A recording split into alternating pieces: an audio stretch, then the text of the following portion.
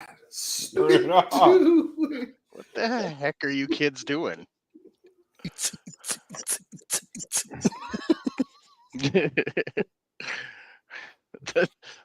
Tonight on reloading that music.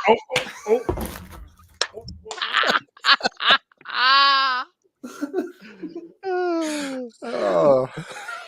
Anything else, Ray, before I actually do the intro? Nope. I'll edit it out. If we can keep it all before the intro, it saves Chris a little bit of editing time. Yeah. Oh, good grief. All right. Welcome to the Reloading Podcast here on the Firearms Radio Network. Presented by Patriot Patch Company and Camerado. How's everybody doing tonight?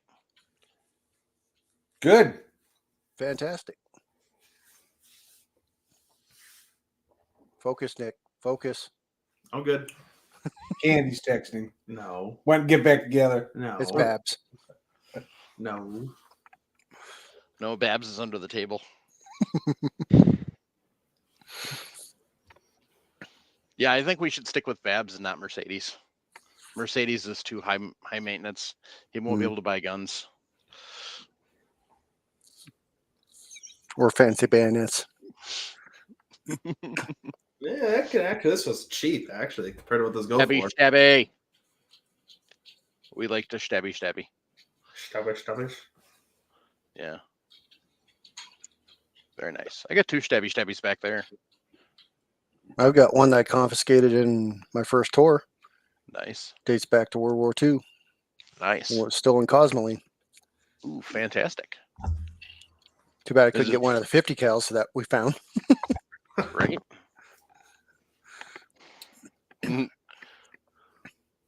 Vanessa's got the SHOT Show crud and she didn't even go. What the heck? Poor Vanessa. So tonight we're gonna wrap up SHOT Show, put a bow on it, and then bad news for the rest of our Patreons. Good news for Peter DeWitt. He did claim the IntelliDropper. So I'm going to ship that bad boy out tomorrow. And he gave us a couple questions that he wanted to have us cover. So unfortunately, Paul's out, Jim's out, Sharonda's out. So,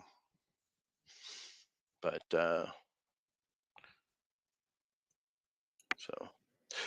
ooh, ouch. Oh, that hurts just thinking about it. Poor Vanessa. She said double whammy, passed the kidney stones last week, and then this cold hit. Ooh. I'm sorry. That's pain. You got the shout out thing.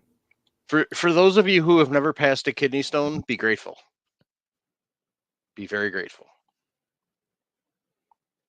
That's all I have to say on that. So. Oh, I forgot to hit go live on Instagram. Oh, this is where we wrap it up. Paul out just came on. Hi, Paul. Bye, Paul.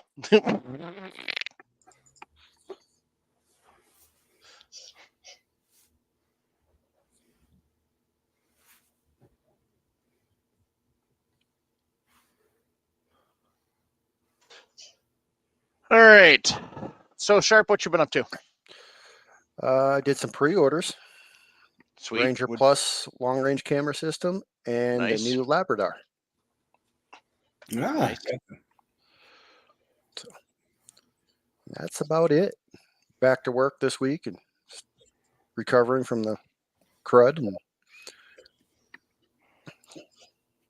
yeah, didn't get to shoot, but would have been nice. But Speaking of lab radar, when we looked at that one there at SHOT, that little bracket they had mounted to the rifle that the lab radar sat on. Yeah. Did that come with it, or is that an accessory? no, that's an option. It's an option. It comes with, just like the Garmin, it'll come with that little tripod. It's in a metal case instead of plastic. You get your charging stuff, and that's about it. That little bracket you could easily make. It's just a Yeah, and I'm sure people like they did for Garmin, like 419, and a few others are going to probably start pumping those things out. And it won't be much either, probably. Yeah. Little piece of 1/4-inch aluminum and some. Yeah. Hey, did you guys make it by the Taurus booth? I don't remember where they were. I don't remember seeing their booth. Yeah, they were there. I think we walked through. Last there. week's a blur. Last Okay. week it was such a busy first 2 days back to work. Because I just got a email back, or the Aftershoot Show email from Taurus, and they released a single action army style, and a bolt action rifle. I did hear about the bolt gun. I did not get a chance to see it. It's I heard based the off of price- 700. The price wasn't bad though, like $750 MSRP. But the big thing is how smooth is the action. Right. And my fear is what's it gonna be like? Because tell me the last time Taurus made a bolt gun. I don't know if they've ever. So made it's called the Expedition. It looks like it uses AICS mags.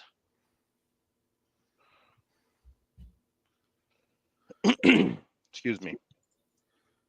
All right, so fluted barrel or twisted barrel. Let's see here. Looks like a Magpul style stock. So it's got that pistol grip. Doesn't look like much on adjustability though. Let's see here. Hammer forged barrel. Yeah, AICS mags.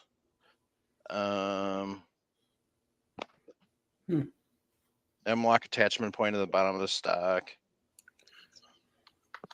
I want to say I saw a video on that, and they left the way they did their hammer forge. I think it spiraled the barrel, and they left it like that. Yeah.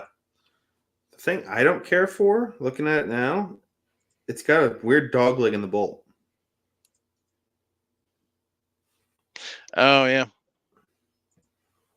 It's hard to see, but like dog leg's back. Mm-hmm. It's weird. Probably to clear the scope. Yeah.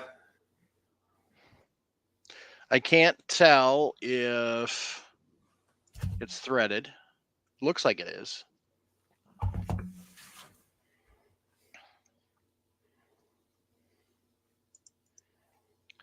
Yeah, that's It is, Mike. Looking at their site, when you scroll down to special features, it's threaded barrel Ooh, and an optic red dot mount. Election Army. scope mount, threaded barrel. Rear sight drilled and tapped.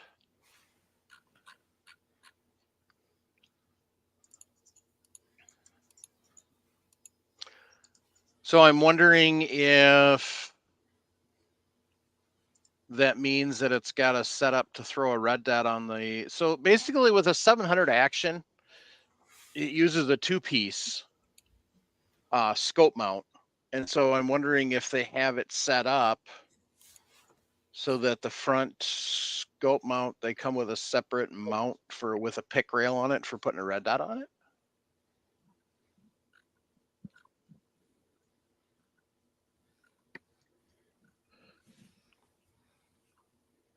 So it's barrels into 18 inches, overall length's 37.92 inches, so it's definitely a shorter.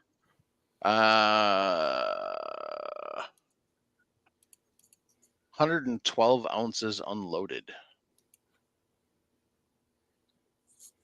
So it's about 7.5 pounds.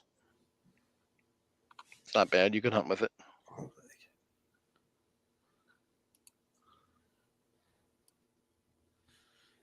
Does look like it's a Savage style barrel shank. It's got that screw-on collar system. Well, that's good then. So you can change cartridge. Mm-hmm. So far, 308 only. I'm guessing 6.5 to be shortly followed. Yeah. So, but that's not what interests me, because I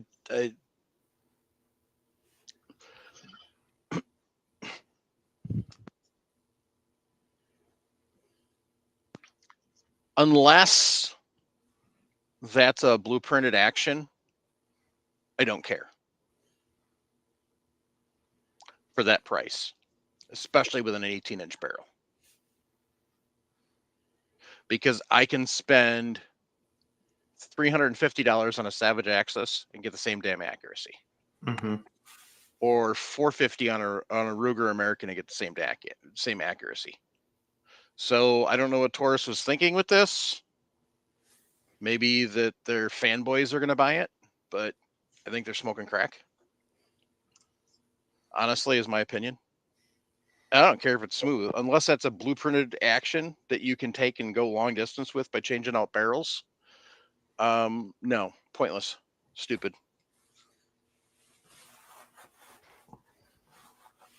So the Deputy is basically looks like a standard single action army remake. The question is, what's the cost? MSRP of 6, so it's about the same price point as most of the other major players in there. So what do they do better?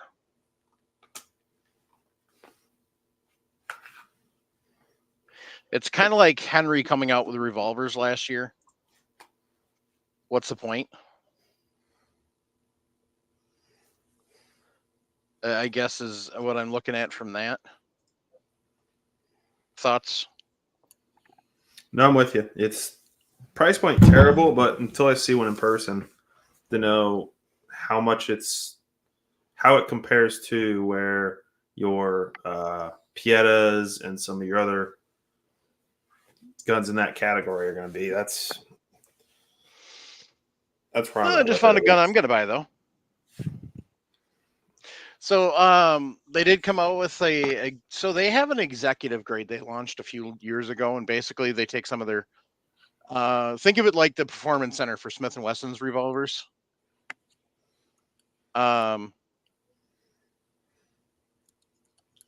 So they did that to their 605, which was their 5-shot 357.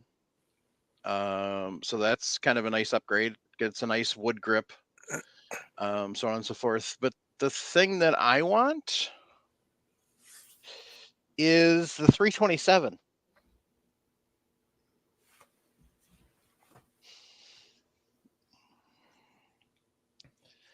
They now have a 3-inch barreled Federal 327, or the 327 Magnum.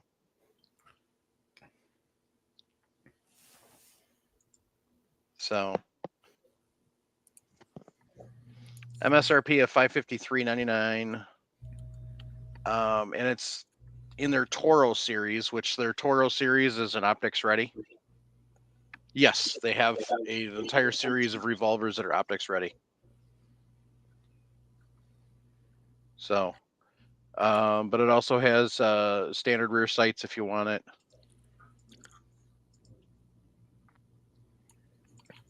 I think with Taurus, that the one that they just came out with that got me kind of like, why, is the new long version of the Taurus Judge.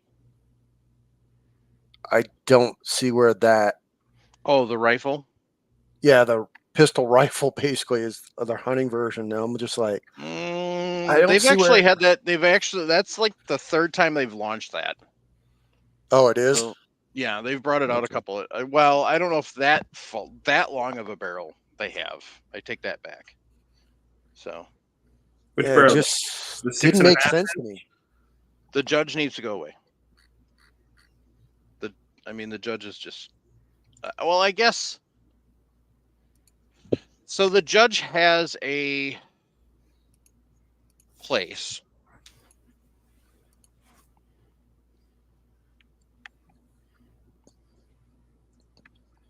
But the problem is they've tried to do anything and everything. Are you talking about the Home Defender? No, the 13-inch barrel one. Yeah. Yeah. Is that the Home Defender? Yes, it is. Home Defender. How does that not become a rifle? It's not 16 inches. Mm-hmm. It doesn't have a stock. It's got the pistol grip. Well, it's got a front stock on it. So, but I suppose it's not a vertical stock, so. Very similar to the Smith & Wessons, where they're bigger, like the 500s that you have, where you can put the bipod on. Mm-hmm. But I just don't see where it would fit into something that was missing, a problem that was out there in the firearm world. Well, I mean, for the most part, the whole entire Judge series isn't. So it's a novelty. They do have optics ready ones now, in black and stainless, but they're all 3-inch. What's the difference between them? I know the optic ready revolvers that we all shot last year, not this year's shot, were actually pretty decent. Mm-hmm. Mm-hmm. I know, and I ended up buying one of the 22s that we shot out there. Oh yeah, the TX22. And at the time, they were running a special. So if you bought it, I couldn't do it as a company, so I sold it to myself. I got 3 extra mags and a case with it. Mm-hmm.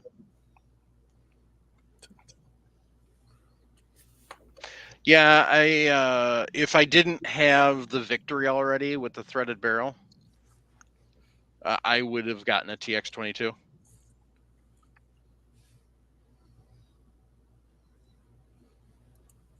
Because it is that good, and it is that well built. So I was gonna buy a 605 this year, but no, I think I'm gonna buy the 327. Paul has joined us in the chat, so.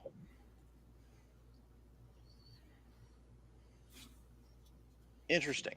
So they're saying the stock features a scallop cut designed to make the gun rest perfectly in gun saddles.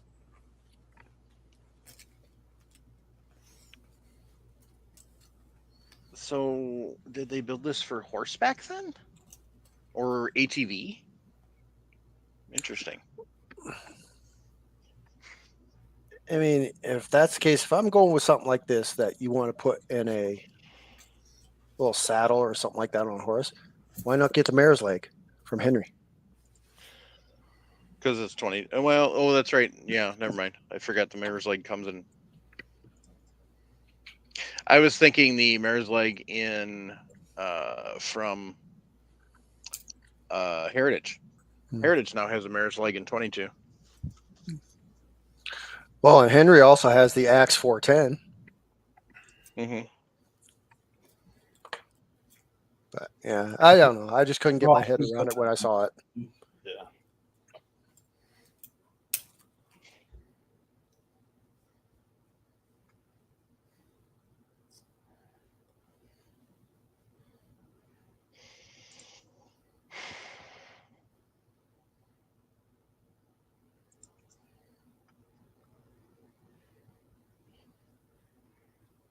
Sorry, I was just pulling up the digital press kits for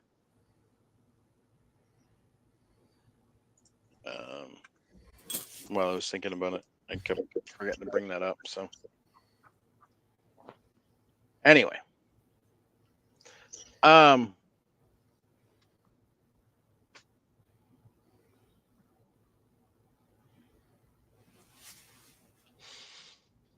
so now that we've seen, so what did you guys go see on Friday, Nick? I'm trying to remember. Antique Arms and We went to the Antique Arms show first thing in the morning and picked up some stuff. First thing I got was a Stabby.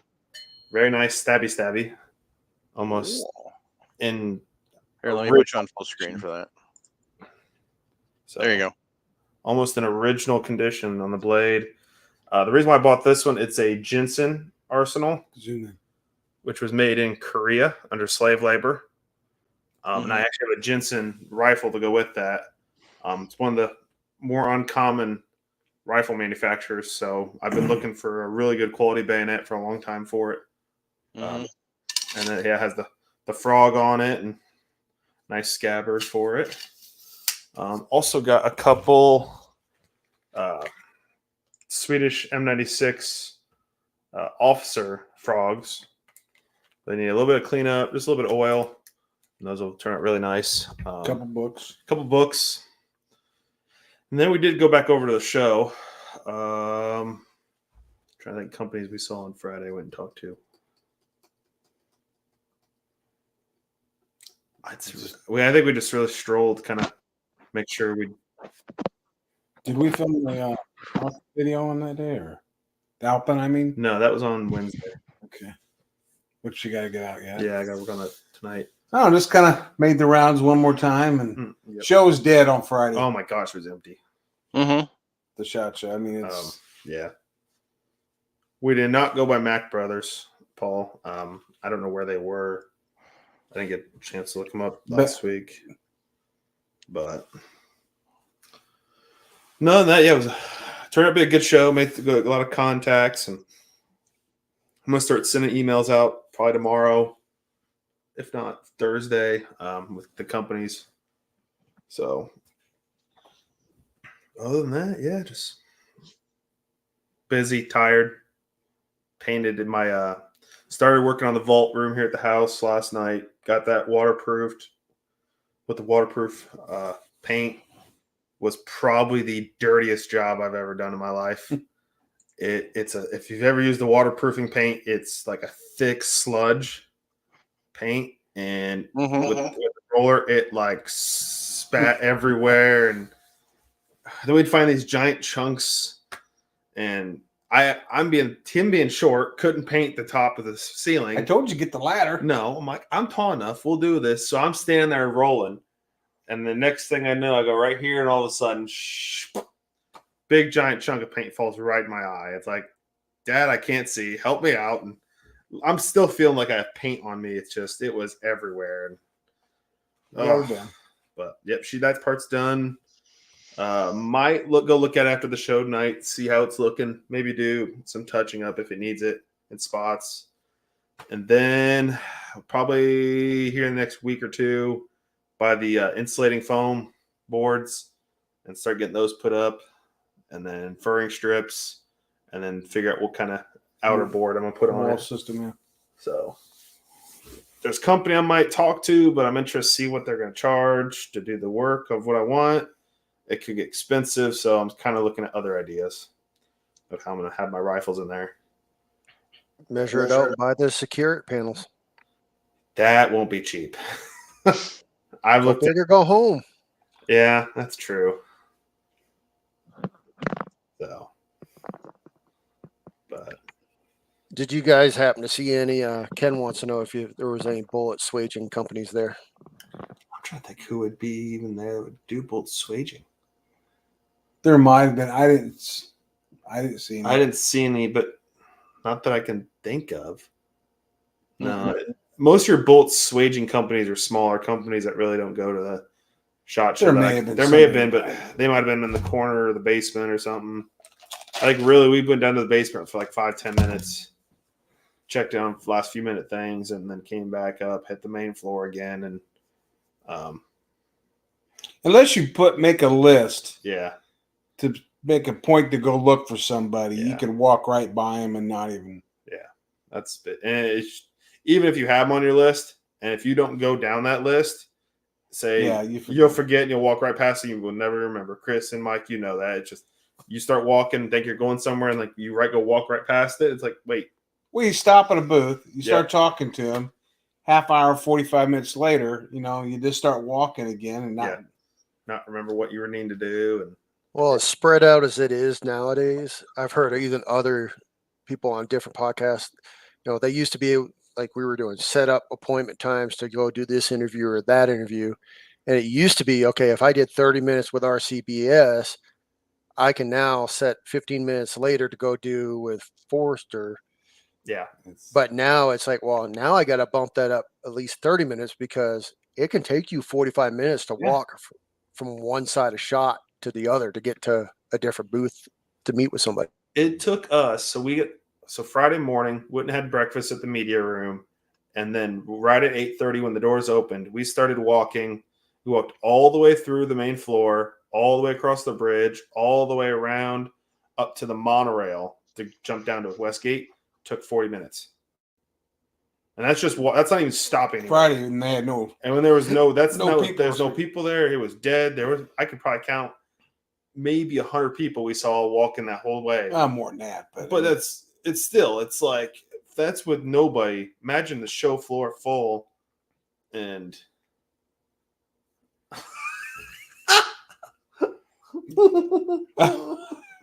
Sharenda's cutting pictures loose. Mrs. South Dakota, look at you go. So Sharenda, I met more women on the trip than Nick did. Shut up.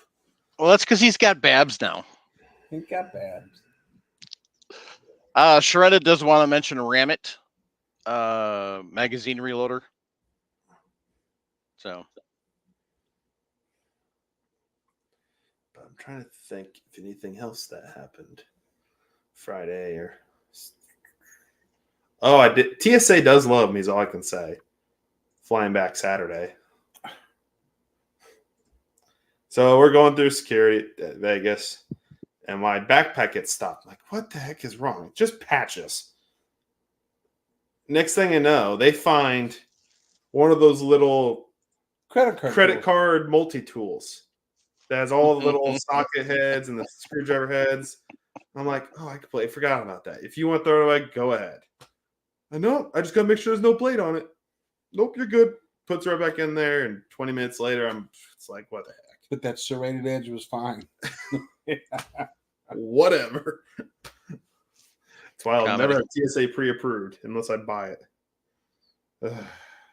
That is funny. We had sitting there waiting for our flight out. We had a good conversation with a gentleman from IWI. Yep. Got to talking to them about their new products and nice. Some of the issues they had getting stuff imported in after the October incident. Mm-hmm.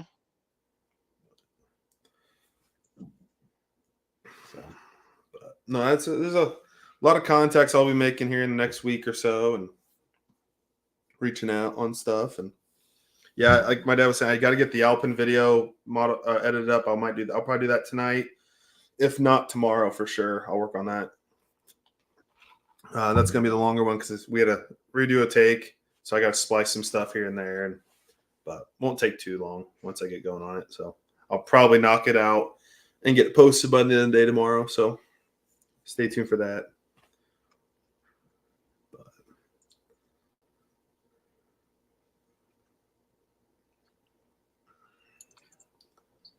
Other than that, that puts a wrap on shot.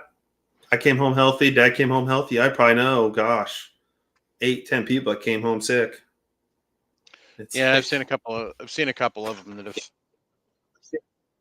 So. Guy I know here has YouTube here he lives over by Topeka.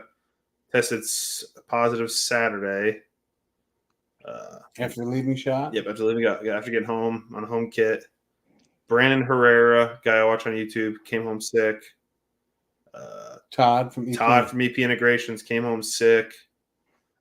She Fires, another gal that does YouTube, came home sick. It's just the list is just gets longer. I know people that how to get pumped full of fluids while out in Vegas. Mm-hmm. Like, jeez. Knock on wood, I've never came home sick from shot. So. Indeed. Well, I think if with all the walking you're doing, of course, it's not an extremely high adrenaline pace. Sure, Cardio pace, but you're still getting worn down. Then if you've got partying at night, you're going to run your system down even further. But we didn't do any of that. And there again, handling all the guns that everybody else touches. And yep. It's just.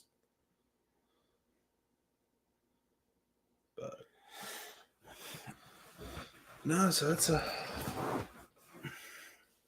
a good time. It is a lot of walking. So I know, Mike, you and I for sure are going to do GunCon, right? Yes. You plan on it. You plan on it currently. So scheduling goes. I didn't notice anything brand new, state of the art. No, Seems like all the companies are just kind of rehashing each other's product, Yeah, there's nothing major that I saw that jumped out.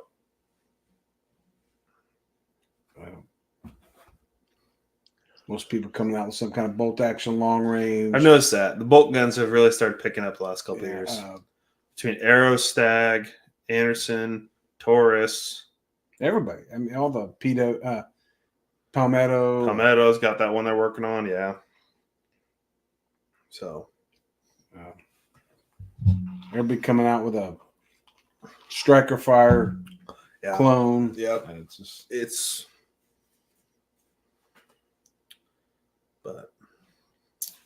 The new Magpul. Oh, those were nice. Those were nice. Did swing by the Magpul booth. That was Friday. Is that Friday? That was Friday, I think. We were kind of walking. Yes, because that was right before we ran into Clover. Swung by the Magpul booth and took a look at the new translucent AR mag and the new SIG 320 aluminum mag. And they're really nice. They did especially the aluminum mag. They did a really good job on doing that. And the price point's going to be a really good price, about $30 compared to an actual SIG mag that's close to $50 or $60. So that's really good to see. And then the translucent, I think it's going to be a little more than your standard P mag. I get to be closer to the $20 range. They're on their webpage. The steel mag is $34.99. The translution's $23.95. Yeah. So you're going to be right about there by the time some of your vendors, secondary vendors like AIM Surplus, some of these guys get them, but you'll probably about that 30 and 20 range probably when they're on sale, whenever they go on sale. I'll play that Ram It video that Shrenda shared. Hopefully everybody can hear the audio. I'm going to show you how it works. So what you're going to want to do is you're going to want to take the ram out, attach your magazine. Now this will fit any AR magazine. So you lock it in, just like that. You've got a nice mag release here. It keeps it in so you're not trying to fumble with it as you're loading. You lift up this back spine, and you can do this by hand loading it this way here, or you can also do box load, which is really nice. We've got this extra spine here. You can take them and just rack them there and drop it on in. And we also do the strip clips will fit right inside here. So if your ammo's already on a strip clip, you just slide it right down there and you can ram it down. But I'll show you again how this works. You take these, they're very simple to do. You load up your ammo. This will hold 15 rounds, and we'll get them in there for you.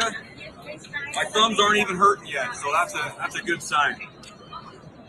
Take this up, so we're fully loaded. We'll drop this spine down, that just holds everything in place.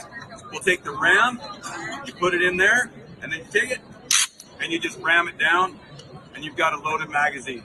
Now this is a 30 rounds, so you'll have to do it twice, but I'm telling you, no hurt fingers, super easy, anybody can do this. Come and see us, we're at fastloaders.com.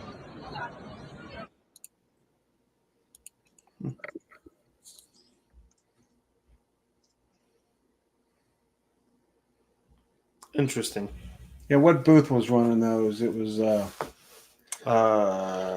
Sons of Liberty. Yeah. On their regular AR mags, yep. So, I did do that. Was that Friday? So it comes in 3 different colors, $39.99. Not bad. Can't remember if that was. I don't remember if I said last week if I swung back by the Sons of Liberty Gunworks booth. Oh yeah. And talked to the gentleman there. They are going to be doing full uppers for the new 6 Max.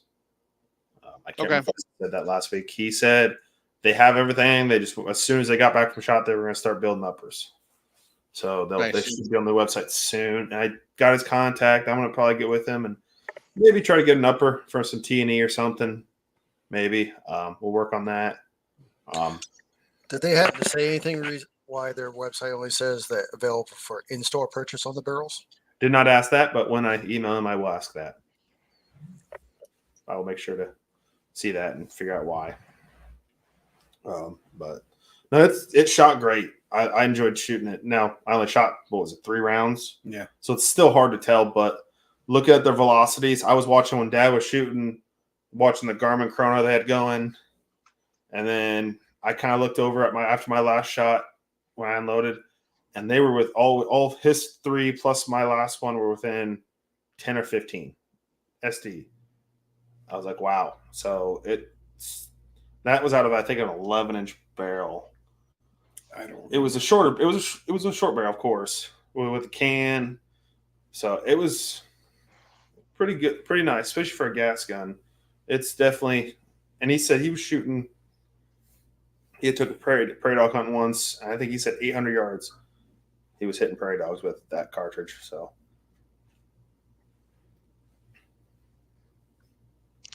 Running with Scissors says he's personally waiting on the 22 ARC, and then he also wants to know, is anyone in ammo manufacturers promoting the 6 Max? Not that I saw anybody promoting it, but it's. If you check out his website, I don't have that business card on me. He's got all the data. He's tested a lot with all sorts of different bullet weights. Big thing is just the ease of use of converting brass. It's just 350 Legend. So yeah, all you gotta do is put a shoulder on it. So that's my big question for him when I get a hold of him.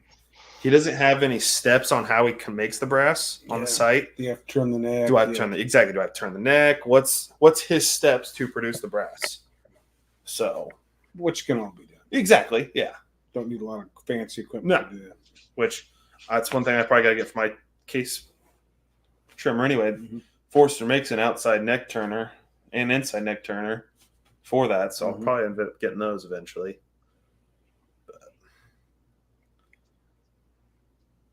But another thing, I will be emailing the gal at Low Data.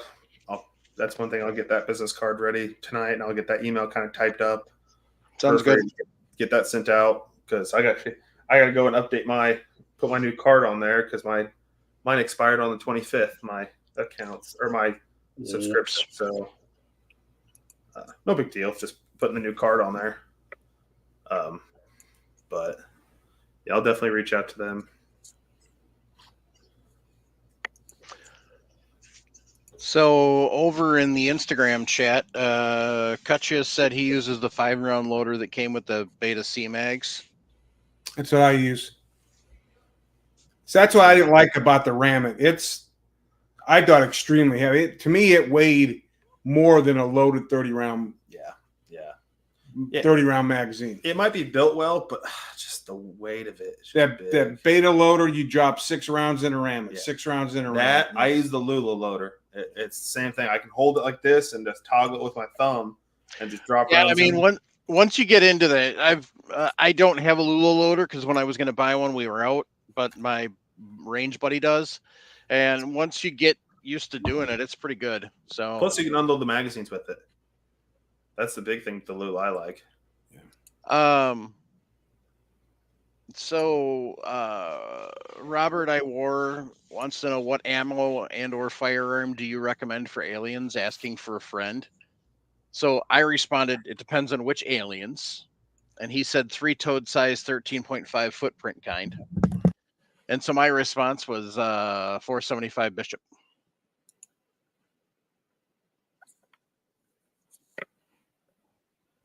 What's the quote from Terminator that Arnold Schwarzenegger's asking for? Something in the 30-watt range. I can't remember it. The M25 phase plasma gun. I think that's it. I don't know. Aliens. Jeez. Oh, the 40-watt range. Right there. 40-watt range. Phase plasma rifle on a 40-watt range. Oh, jeez.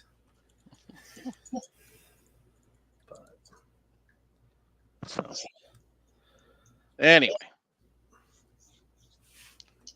All right. So we got a couple of questions to cover. Unfortunately, we don't have Paul here to kind of, I mean, he's in the chat, but that's kind of, one of these was definitely up his alley. My glasses, since I gotta friggin' read. My screen's just far enough away that I actually have to have my flipping glasses on to read it.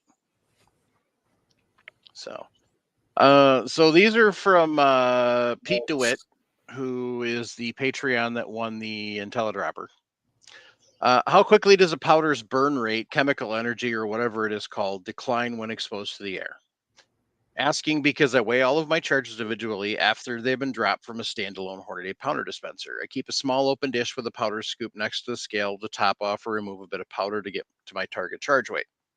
Every once in a while, I forget to put my powder away at the end of a reloading session. If it's just overnight, usually the case, I empty the powder dispenser, which is mostly airtight, back into the factory container and put the small amount of powder in the dish into one of my house plants.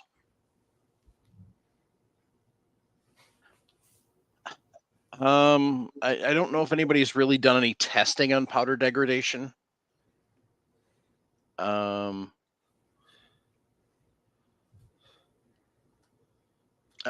bigger issue you're going to have, powder is hydroscopic, so it sucks up moisture. Yeah, That's the big thing. We were talking about that on my home from dinner. how humid your house? Yeah, I mean, it's I've had powder I kept in my Frank Frost IntelliDropper for 2-3 days, and it was in my old basement, the old house, cool, same temperature.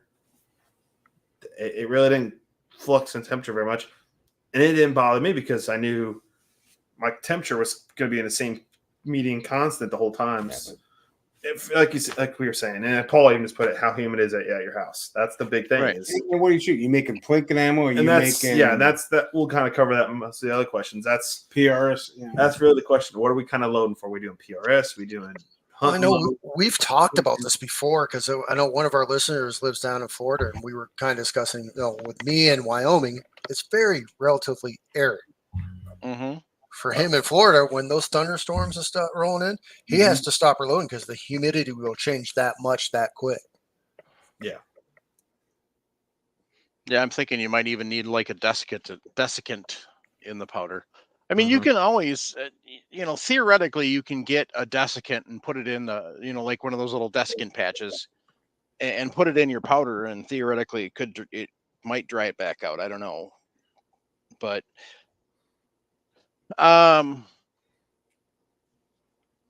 let's see here. Like he says in his comment, a day. It all depends on, the biggest thing is how humid it is at your house, and at that point, if it's only a day, if you're not super humid, it wouldn't bother me a whole lot. In the summer, he's up in Michigan. Oh yeah. So I mean, in the summer, it could if Yeah. he doesn't have AC. That all depends on where your room is too. Like that's why most people in the Midwest here, our reloading rooms are in our basements. Mm-hmm. It's your temperature is going to be pretty constant throughout the year. Do a test. I mean, let some powder sit out for 24 hours, load 10, 15 rounds, and if you got a crony, shoot it. See if it affects what your normal loads are. Mm-hmm. My guess is overnight, probably not going to make a difference. Mm-hmm. The exception of that would be if a thunderstorm rolls through. Yeah.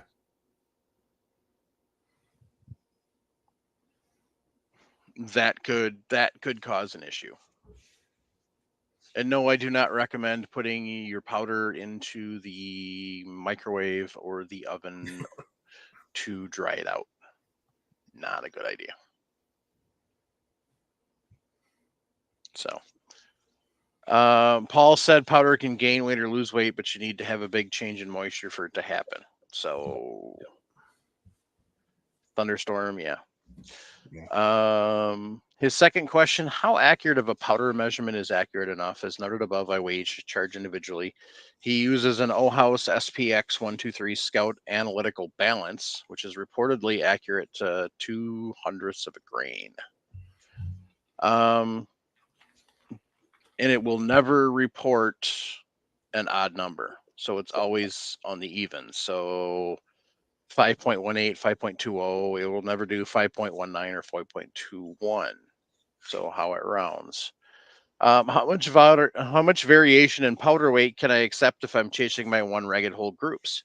Do I have to be right on the money, which takes additional time, or can I allow some small variations? Example, 1998 to 2002 for target weight of 20 grains. How accurate or consistent is the powder measurement in higher end commercial ammo?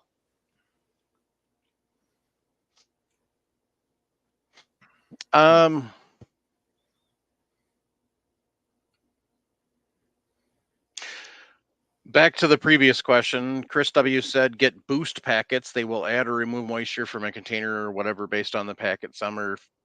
I've seen those before. They are set to regulate at a certain humidity percentage. So if you want your item to be 50% humidity, it'll maintain that. If you want it to be 25% humidity, you can do that. So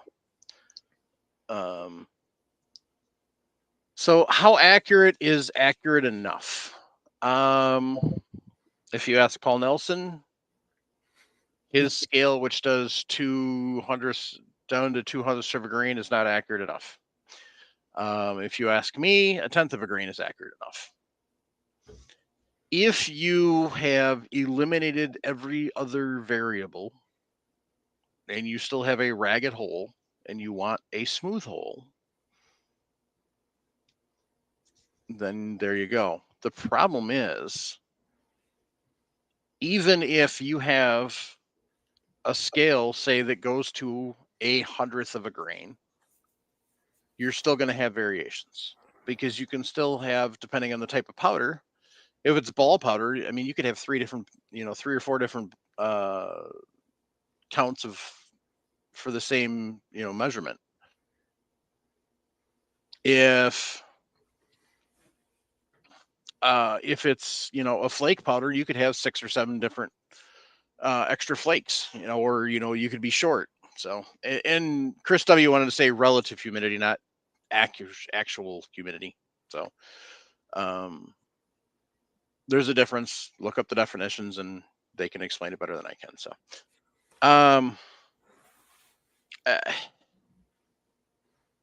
it kind of goes how far you want to go down the rabbit hole. So Running with Scissors says, Mike, what I think I hear you saying is, what are you trying to do? Yeah, I mean, exactly. I mean, if you're trying to get to one single hole, then make sure you eliminate all your other variables, which I'm talking about just a couple off the top of my head. Case capacity being similar, bullet weight being the same, bullet size and shape being the same, neck tension being the same, primer seating depth, neck thickness, just a few of the things off the top of my head. Is your chamber a match chamber or a hunting chamber? Those are some of the things that you need to eliminate. How is your trigger pull? Mm-hmm.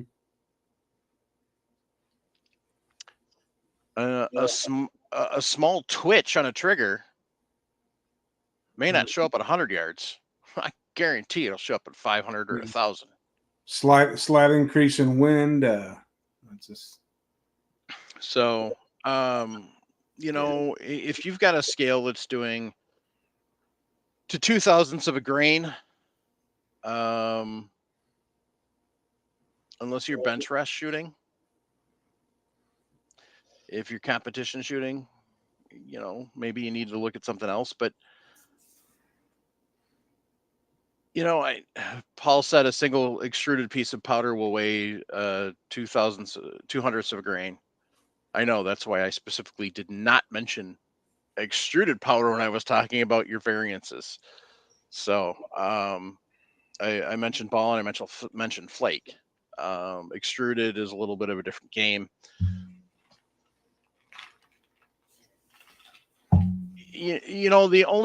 Theoretically, the only way to literally be consistent enough, because there is no scale that will get you there, is to literally grab a pair of tweezers and count grains, individual kernels of powder. I mean, honestly, if you want to get that serious.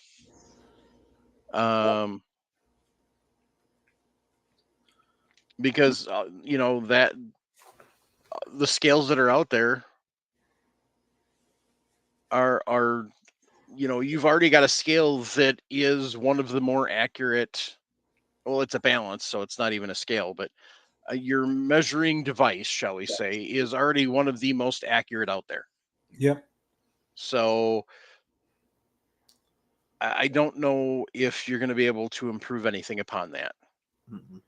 So Yeah, the biggest thing. What do you do? What exactly are you doing? Are you shooting target? We shooting hunting? We shooting competition? That's where it's at, really. I think. right.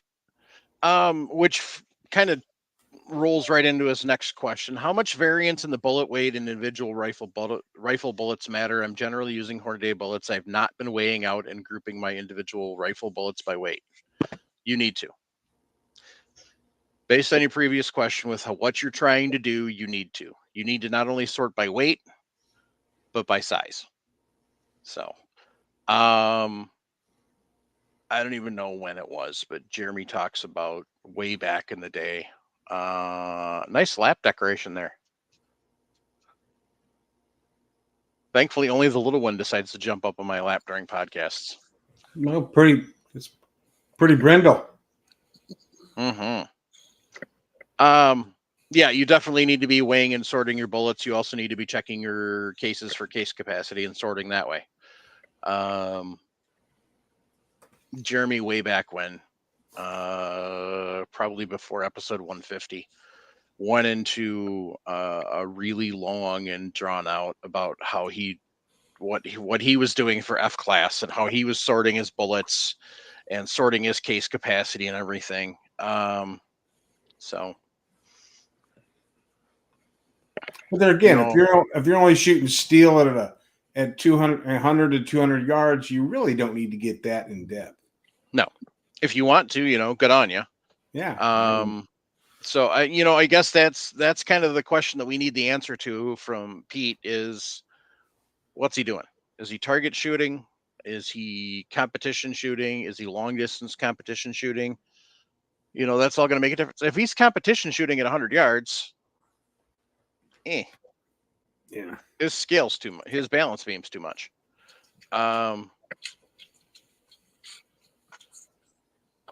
Well, didn't he say he's using Hornady bullets? Right. So I mean, there's another thing. Hornady bullets are not consistent. No, they're We've- pretty within a 5. We have had many 5/10. many Yeah. people that have Right. proved that over in time. Yeah. That Yeah. Hornady bullets are not consistent. I think the only way if you get your Hornady or if you go to the AMAX, Still got Mhm. you're still going to have slight variance, but I think those are the only bolts from Hornady that are going to be close in variance Mm-hmm. because those are specifically turned or weighed or they're done something at the factory. I still think you're going to have to weigh them. a Yeah, separate absolutely. amount. Mm-hmm. Alaska One Andy wants to know: did you get a chance to see the new Caldwell chrono? Yes. And I don't know why people would buy it. So here's the They thing. didn't get the memo. Everybody's going small. Exactly. Okay. The chirp radar. Chirp radar, yeah. Chirp radar is actually pretty effective in fishing. Well, yeah, fishing, absolutely. I know chirp radar been fishing forever. Yeah. So I mean, that's the thing there. Whether it translates to that or not, the thing that intrigues me about it, and we were debating this in the Discord chat the other day. The thing that intrigues me about it is the fact that it is theoretically supposed to give you accurate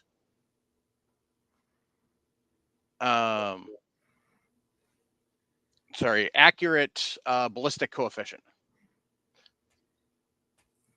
It's supposed to calculate accurate ballistic coefficient. We can't hear you guys.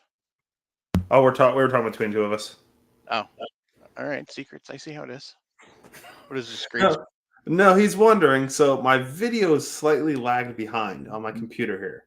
So we're hearing the audio before the video, which it's like, it don't matter. Mine don't do that. Good for you. It's this laptop. I don't know why. Ray, you're not supporting Candy and Babs. That's right. It's So, um, yeah. So that's the thing is it's the chirp. It's a different setup than Doppler. The reason it's people talk about the 100-yard distance. Whoop de freaking do. The Garmin and the lab radar are not going to give you any data beyond 100 yards anyway. So that's a moot point. Throw that right out the window. What I really wish, and maybe we can get the listeners to send us money to be able to make this happen. If everybody sent me $1, I'd have enough to do this. But what I'd love to do is I'd love to get the Garmin, the new lab radar, the Caldwell, and then I already have the old lab radar. Get them all and just do a flat out test. Mm-hmm. So I don't need to get the Garmin because Ken has the Garmin. So Ken can do that, can provide the Garmin for that. And he already has said he's willing to. So the thing is with the Caldwell, when they were doing testing, they were doing it out of an AR, and whatever cartridge they were using, they had a bullet that was scuffed or scratched up and stuff. And it actually picked up and adjusted the BC for that bullet.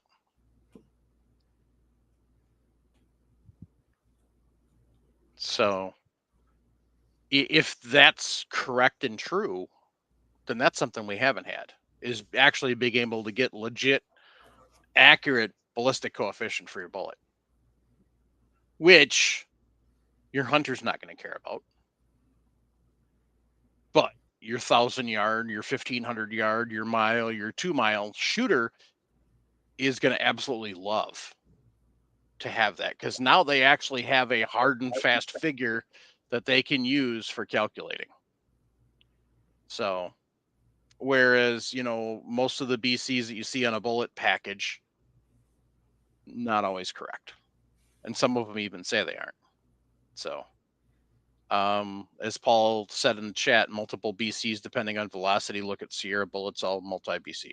So, biggest thing, my complaint is they kind of fell short on the screen size. But it's just like the original lab radar. It's supposed to. You're supposed to be using the app, not the screen. True. Yeah, whether it's on a phone or a tablet. Yeah. That's the point of having the small screen. I don't know. I'm happy with my shoot through. Yeah. All I need is muzzle velocity. I'll tell you what. Not having to go down range and everything, the lab radar is nice for that. Yeah, we've had people who shot with the lab radar though, and especially when you set your bullet weight, say 55 grain FMJ, and somebody else is shooting a 55 grain, it's gotten their shots mixed in. That's why most time when I'm going shoot with my chronograph, I'm usually the only one there, or sometimes there's other people, but I work with them. Hey, give me 30 seconds. Well, we were lucky. The range you and I, well, at least the range I still belong to, you won't get that busy, so you can go down range and set it up. You go some public range where you're there by the hour. That's true. You can't go down. Yeah. So that's true. Yep. And the other thing that's nice about that Caldwell is it comes with a trigger. Yeah. So it's counting on that already. So, but I don't know. I'm sure somebody's got use for that. It's just, but for how you and I shoot. And it'll be interesting once you see. There's some people that don't even use chronographs, period. So, yeah. My guess is Gavin's already got one. If not, he'll be one of the first ones to have it. Eric Cortino will probably have one. And I think once we see the good testing by them, Caldwell's always had some of those issues where right when the product comes out, it can be iffy. So I'll be interested. I know their second gen shoot through chronograph was kind of a bust, so this will be interesting to see how this works. And so, Yeah, the upside down one did not work as well as they thought it would. yeah, that one's a big, kind of a pretty big bust. But I still have the first gen. And yeah, first gens work great. Most people that I Um, talk to love them. Oder wants to know about the SAC Nexus press. Yeah, I really liked it. It was really nice. The short action customs press. Yeah, it was nice press for what he's going to have it that priced at. There's a lot of benefits with that. I think it's a really good all around press. If you're wanting to do multiple, both a hard stop and the cam over, I see it there. And big thing is, went back and when we did the video, he already sent some to, I can't think of the gentleman's name, to Inline Fabrication, and they already have plates being made for it. So when he's decided to make plates for the quick change system, he even believes it's good press. Yeah. So I don't think he's going to take time to build a plate system if it's not a good press. So that's kind of where I look at it. If Inline's making something for it and some of these other guys are making stuff for it, I think it's a good press. And value-wise, I really think it's a good value. Not something I'm going to buy, but for the person that wants that really nice single stage press, I think it's in a really good price point. And it wouldn't shock me here in 5 years he comes out with a taller one to fit the bigger, large Magnum calibers. I think he said he could fit a 338 in there. Yeah. It was just going to be a little tight. Feeding the bullet in. Feeding the bullets be your biggest part, but the universal system where you can switch out from your 7/8 to the inch dies, the inch and a quarter dies, all by removing those 6 screws and just changing that top system out. Yeah, it's a really nice smooth press. And when we went back and refilmed the video, we kind of played with it a little more. And yeah, I keep repeating myself, but it's really nice. He had a lot of interest. There was always a line of people there to talk to. Every time, I think, when we went to refilm the video, I think there was one guy finally just finishing up, and that was first thing Thursday morning. Yeah. We went and refilmed that, and I was kind of shocked, like, wow. And it was, yeah, it's a good one. And his comparator, we didn't get a chance to talk to him much. No, and that's something I'm going to have to do some research in, because I heard what he's priced at. And I know I've heard Paul talk about it, and maybe even you, Chris, talk about their comparator. I like how, so when I go to buy a comparator, I'll probably end up buying it because the same insert for your bullet also works with his funnel kit. Yeah. Which is kind of nice. The universally, you can just take your bullet comparator insert and use on his funnel kit, and it fits in perfectly. I was like, yeah, because Hornady's comparator works off of a. Yep, Chris has got it right there. And the price for what I heard for what that is isn't bad. I think $150 or something like that. I thought I heard him say. Oh, one fell out. That's short axis. Yeah, because the orange one. So. Yeah, because the Hardy works off in a theoretical datum. Is where these work off of. Oh gosh, I don't remember. I can't remember. He said it. He said it. Yeah. Biggest thing I thought was crazy. He's not an engineer. No. The guy that just is the owner of companies and just enjoys what he does. He talked like an engineer, though. He did. Because my mom's an engineer, and I work with engineers. And he sounds like he's an engineer, but he even said he went to a little community college like me. Well, so when you have the heart for the hobby and the heart for it, it's you can put your mind to it. So, but no, yeah, all his products were really good quality, and I've always heard that about him. So now that I've been able to see his products firsthand, he was even showing us, even at Camover, all the, I'm gonna call them fulcrum points. I don't know if that's the correct lineup. Yep. They all line up. It's where a lot of when you cam over, your actual pivoting points are offset. Yeah, he showed where the 1-2 can or the 1-2 slide bars, and then the one that goes like this. There was All depends on everything lined up in a perfect 90-degree vertical line. So yeah, it was straight line. straight line. Well, To there was answer that one your bar. question, Nick, this set, as I drop another one, is 175. You get 4 of the inserts of your choice, the long body, the short body, and 4 headspace. I end up picking the extra 2 up just because it's some of the calibers I do. Yeah, no, it's But they're 175, and I want to say during Black Friday and the holidays he runs a hell of a sale. But no, it's really good stuff. His short actions powder funnel was something I've never seen either. It's swirled, lack of a better word. Was like it was grooved to funnel the powder down there. Anti-stick, and Yeah, it was nice. Yeah. There's a couple companies doing that now. Like that MK Machining over here in Central Missouri. Okay. They make a plastic one that has those same funnels built in. It's only like $10. Setup. So, after going to Travis sent me that Lyman aluminum funnel, and after using an aluminum funnel, I will never use a plastic one again. I don't care what sort of bells and whistles and gadgets and whiz-bangy thingies they put on it. I'll never use another plastic one. Same thing. When Chris sent me the Lyman one, that same way, I won't go back. Mm-mm.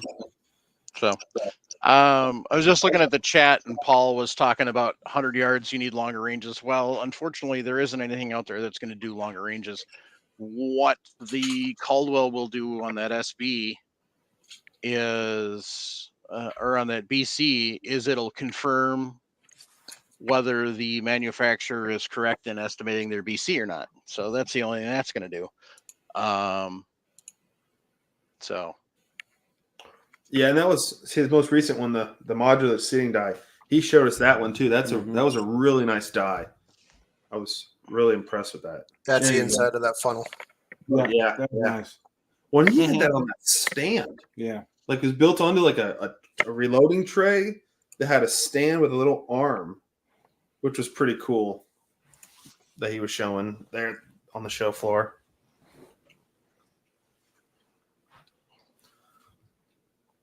Yeah, I bet you could probably fit that in one of the powder dispenser stands. Yeah. So it looks like it's big enough. So yeah, I'm gonna reach out to him. Maybe we can have him on the show. On the show, he even talked like even all the other guys there. When they saw Firearms Radio Network, like, we love your guys' network. We listen to the We Like Shooting show, and they started naming off the shows. I'm like, hey, that's a good sign. So I'll definitely reach out to them. And try to get him on. You have his card? I don't think it's his personal. I think they just had a generic business card. Reach out. Mark, wasn't it? I think it was Mark. I'll watch the video, get double check, and I'll ask if Mark was interested. Maybe I can get Mark's direct contacts from there. So yeah, we'll definitely try to maybe see it have him. And he even said it. We talked about it. And he said that'd be awesome. So yeah, their funnel actually is very similar to the 419 where it uses the actual inserts. Yep. And he showed that to us. Yeah, the Lyman does too. Yeah. I don't know where mine is. Same as Nick got my old one because I upgraded to 419. Yeah, see here's the Lyman. And it's got the inserts too. So. His inserts go back. His comparator go back. No. The only thing I wish it had more variant. Because it's 22, 243, 25, 270, 30, and then 338. So I wish there was more variables in there, but so. Odor's running the Mech Marksman right now. That was a pretty nice press. So, but yeah, Paul said he's looking at getting one of the sack presses. So I guess that's a pretty high recommendation.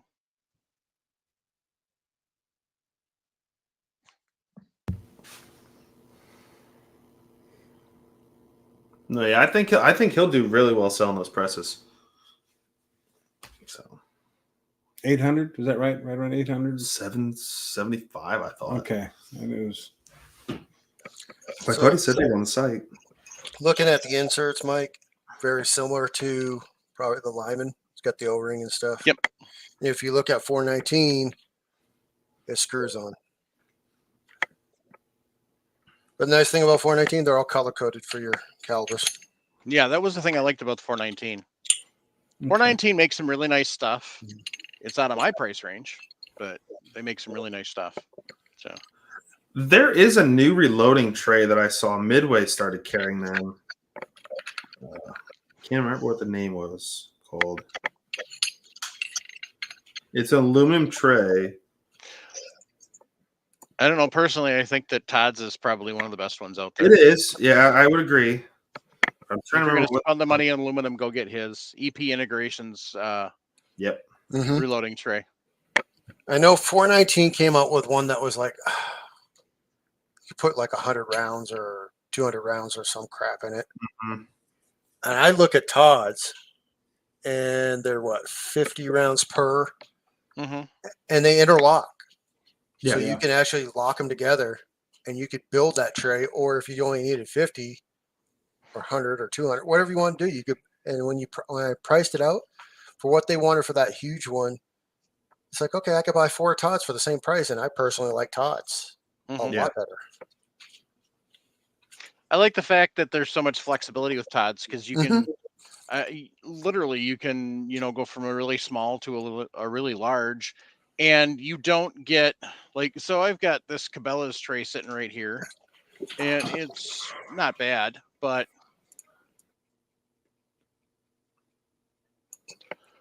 so you Yeah. got 223 cases, 30 cases, and yeah, they're all over the place. Yeah, that Trust me. lockdown feature Todd has is really nice. Trust me, when you're trying to pour powder and you're leaving your funnel on there and the case goes from this to this because there's that much play, it's a pain. So look, no wiggle. No wiggle in your jiggle. So It's a company called Wahlberg Precision. okay. And it's kind of like that Lyman one. It's got a step built into it. Yeah, it's the same thing. It's- Just it's- it's it- yeah. aluminum. Yeah, it looks just like the Oh, Lyman okay. So one. it's got like the theater seating. Yeah. Okay. Yeah, and it's also got a little spot on the side for projectiles. So Interesting. right at $50. Not But bad. no. It just I saw it was going through graphs one day and I'm like, interesting. And I've never seen the aluminum where it has the step built into it. Everything Yeah. aluminum's always been the flat. Is that caliber specific? It's by diameter. By So this diameter. one's up to 405. Okay. they So have- you still got wiggle. You're still gonna have wiggle. So like this one's meant for a 223 Remington, 300 blackout. So you just got to get by your diameter, each diameter. So Okay, so once again, Todd wins. yep, well I agree. Yeah. Yeah, it's and he still might be running that discount code. I don't know.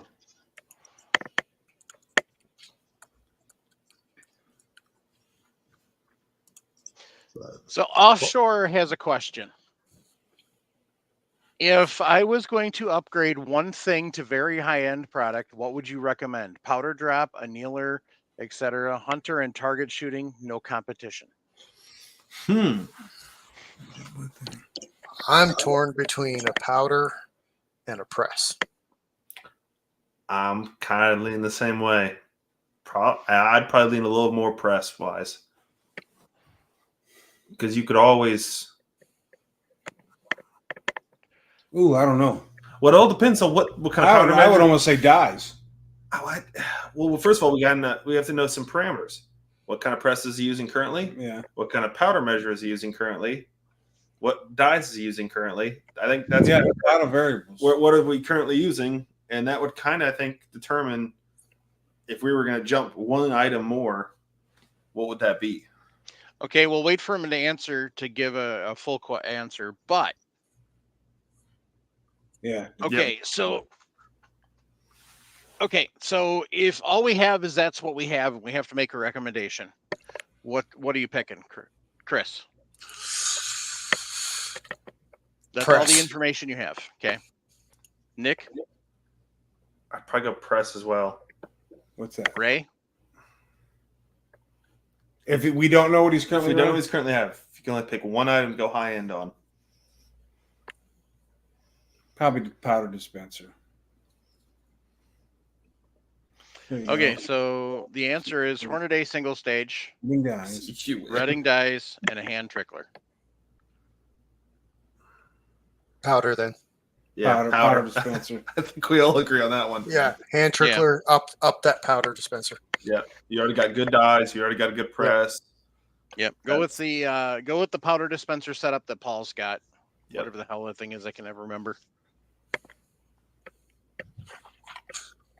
Then the Don't you have next the thing same I would thing, probably Chris? go with would be quality bullet. Yeah. What's that, Mike? So don't you have the same powder dispenser he does? Yeah, I'm trying to get it without making a mess back here. Because the pup wants to. I'm gonna help. No, you're not. All right. So powder dispenser.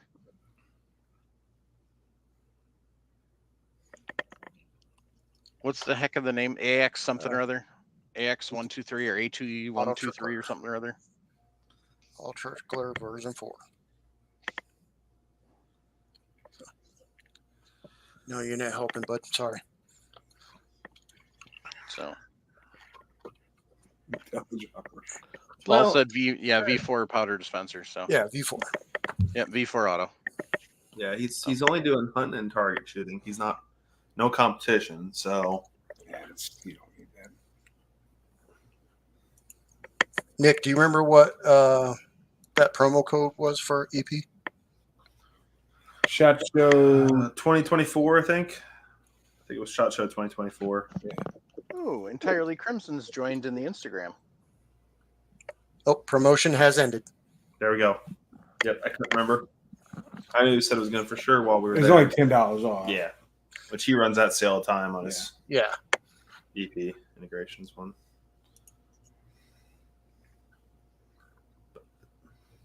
Odds are, if you set the comment, you seen him, heard him mentioned on the podcast, he'd probably knock it off anyway. Exactly.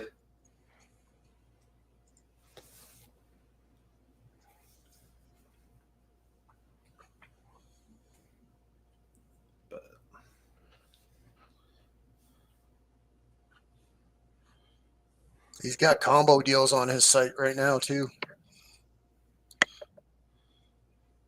Get the annealer, the big bore lockdown, regular lockdown, large tank holder, and wax. So, yeah, I would say since he said he's just hunting and target shooting, I would say go with the powder dispenser. Tread said upgrade your brass prep equipment. Maybe. I think. Well, that's where I would almost say, being that he's only doing hunting and target. Yeah. I wouldn't go no competition. So. On the powder dispenser, I would go a good middle of the road, top of the road, and then you can use some of that extra money to upgrade the brass prep. That's so maybe instead of going with V4s aren't that bad now, are they? I have no idea. Like 6? I think I paid $1,100. Oh, never mind. Oh, right.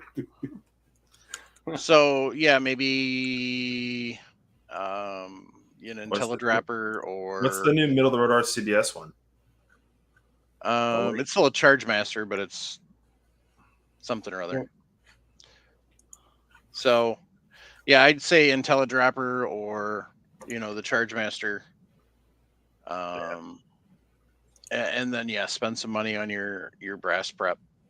So yeah, you can get the Lyman or the RCBS Case Prep Center, or you can get like one that has the auto trimmer built onto it. Frankfurt Arsenal. Yep. Yeah, I think that's the new one. This is the Supreme, or their new middle of the road. Not the Matchmaster, but not the Link. I think is now.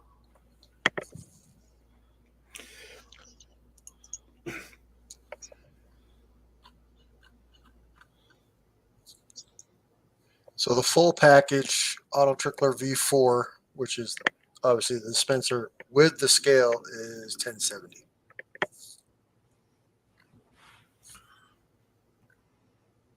Or if you already got the scale, you can pick up just the dispenser stuff for $4.90. Yep.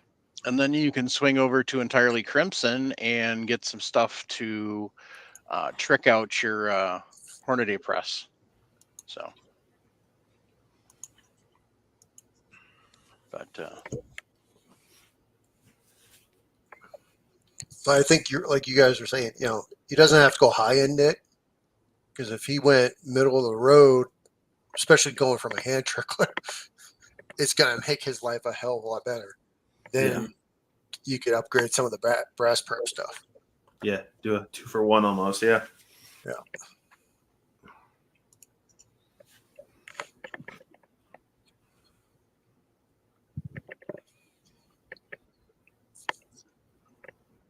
yeah, definitely. New powder dispenser coming soon. Ingenuity Precision Powder Dispenser System. That's a mouthful. I can't even say the damn. Good grief.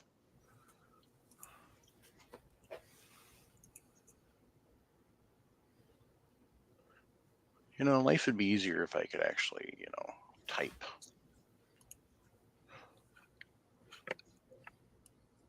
Ooh. RCBS added a new camo for their Summit press. It's a Freedom camo. Oh, is that the American flag colored ones? Yep.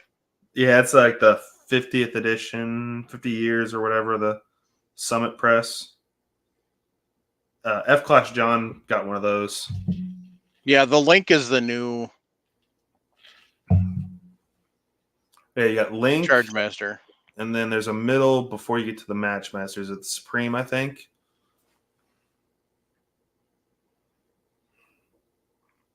Yep.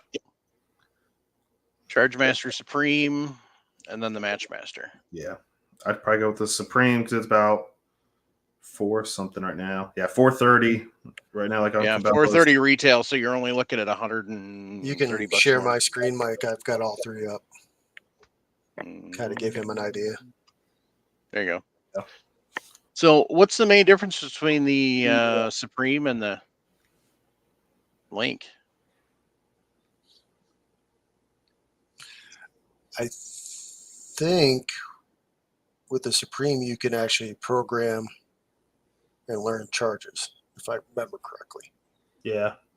Well, and Paul even just said, I remember him doing a test trial test between that. I think it was a Supreme, if maybe the Link next to an IntelliDropper. And he says RCBS is slow in dispensing. And I think he even said that Frankfurt Arsenal is actually a little bit better. If I remember. That's what I thought, because I remember I seen a comparison done side by side. Yeah. I've had good luck with my IntelliDropper. Not any issues with it. Yeah, everybody I know has had good luck with them. And we were only 2 something. Well, it looks like it refined the measurement a little bit by 0.1 grains. I think the Link was 0.2. Yeah, memory slots. That wasn't on the other one. So. Yeah. You can get Frankfurt for right at $300 right now, roughly. And you can always shop around. Some people are running sales when others aren't. And if you're military or law enforcement, look at some of these companies like Expert Voice, GovX, see if they're on there. You might get a discount there. Mm-hmm. Or if you got a friend that's law enforcement military, see if they're how good of a friend they are and pay them to use their discount. What was that one? Exactly. Probably the best, especially if somebody's wanting to get into one. They're out of stock currently, but Natchez Shooter Supply had the IntelliDroppers for $180. That's a good price. So who knows how long they'll be out of stock for, but are they allowing back? Notify me when in stock. So once they're in stock, yeah, put it out there. You get the email, jump on it. That's actually a really good price. Wow. That's close to what I paid for mine, I think. I I think it was like 150. Yeah.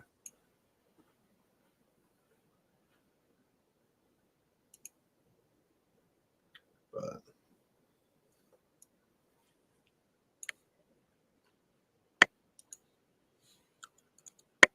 Yeah, you get the feeling walk around shot. They really, I shouldn't say they don't promote reloading. It's almost like they don't bother. well, it's not meant. It's meant for the. Well, that's the shooting industry. I mean, It is, but if you look at most of the people that go, it's military, law enforcement, gun shop owners, Yeah. some of the media, but you really don't have that much. No. So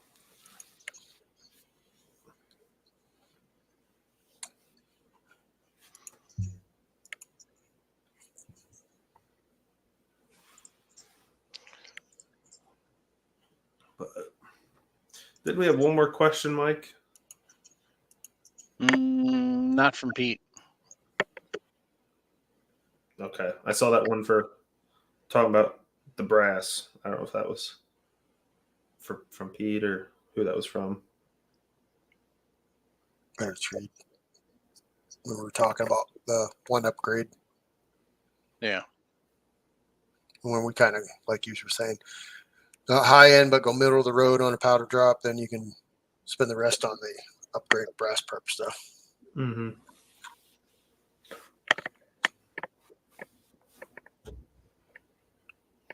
And I got this one here on the show notes you had about talking about Lake City brass.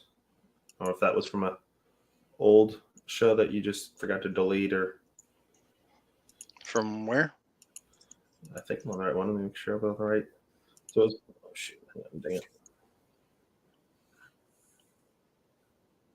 No, you might be on an old one. I thought I was on the right one. 482, yeah.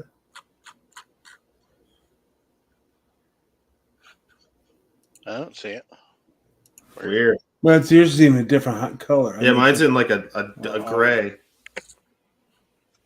for my 223556. Yeah. Oh, there it is. Yeah, I just highlighted and found it. Weird. Stupid computers. I use a black background, so I think it catches all the stuff that's in that light color that hides Okay. there. All right, so for my 223556, I load from Lake City brass that I bought in bulk as a once fired. I clean it in arrival with a wet tumbler, then resize and remove the spent primer, then reclean it with a wet tumbler. I inspect each case before loading, touch up the primer pocket with a hand tool if needed. I'm not sorting this brass by date stamp or weight. I have heard comments from the group that Lake City brass may not be a great brass to begin with due to possibly having been once fired from machine guns. Conversely, I have heard from other sources that Lake City brass is built stronger, thicker due to make it shoot more reliably through a machine gun than non-Lake City brass. Your thoughts? So the only comment as far as Lake City that we've made is it can be hard on that initial resize. Mm-hmm. Because it could be potentially machine gun brass if it's once fired. You're talking about having to require a bit more force to resize it. And that's been the comment that's been made, but that's more of a 308 issue than it is a 556 issue. In any bulk once fired brass I buy like that, I automatically kneel and don't have a problem resizing. So, oh, you anneal it first? Once, yeah. Well, once you clean it, of course. Yeah, one of my last steps of brass prep. Right. Before loading, sizing and loading. Yeah. Yeah. And then trimming. Yeah. So, yeah, the big issue is the chamber size. Trying to full length resize it. If you're not using proper lubricant, then it can be a bear. So that. And I'm like you, Mike. I've heard more of that issue on the 308 cases or 762 cases. Yeah. And so am I wrong and say that's an unsupported chamber too in a machine gun like that? I don't know. I know Jim would be able to tell you. Yeah. I don't recall seeing any bulges, but Jim's bought a ton of machine gun 3-weight brass. I have saying too, that. and I. Well, yeah. And Well, I that know. you have to push Absolutely. harder. I agree. Well, I know I'm one of those people. When I try to buy once fired brass, I try to buy Lake City preferably because it is built a little better. it's a better quality brass typically. Exactly. So The biggest thing I noticed what you have to do, you always have to chamfer the primer pockets. So it's going to have that that's primer just how it pocket. is. That's just how it is. you always got to swage primer pocket. Yep. Case capacity is a little less. But you're not going to be pushing a 223 or a 5.56. Paul Really. Ellison said no. No, Okay, yeah. So it's I try to at least not push it. But we've done testing with this is 223 cases. What was that? PMC bronze brass. What we getting? Oh gosh, close to 25 plus firings. We stopped that test. That's this. I was playing around. But still, it's but no, Yeah, I so don't- Paul was saying no to the unsupported chamber. Okay. So, yeah. but yeah, so that's weird, Nick. I did for whatever reason when I copied and pasted it from the email, they changed the font on that. So That is weird. This plinking brass range pickup works for me. Yeah. That's how most people are with 223 brass. You're gonna get range pickup. Once fired, you buy bulk cheap. It's for most 223 unless you're making a hand load that you're buying Lapua, which I don't know if Lapua ever did 223 brass, or even some of these other brands. You're not gonna. Yeah, my 223 is used for plinking. Exactly. So I don't care as long as the brass is in good condition and it's properly prepped and loaded right. Yeah, I don't care if the head stamps are the same.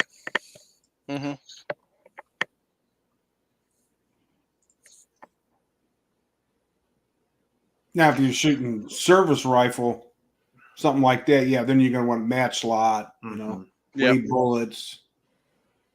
So Matty Reload 556 over in Instagram said he's heard a lot of guys saying they're breaking decapping pins because of primer crimps lately. I guess I'd want to know what dies. FW I was arms. about to say, get you the FW arms FW universal. universal. You ain't gonna break a decapping pin. No. Yeah. I've even done that on a Berdan case, and you won't even. Yep, Right there. Right there. Yep, that's the die to go. It's under $30. Yeah. I've literally punched a new flash hole in a Berdan prime. Buy from Will, you won't regret it. That's what I'll say. That's my first step. Even before I. And that's if I were to say one thing, when I don't know if that's still Peter's question. I do that, then when if I were to change anything he does, I would deprime before I walk. I wash my brass, but everybody's got their different steps. I try to get that primer pocket clean when washing it in the stainless steel media tumbler. Tread says if you're breaking pins, slow down. Yep. So.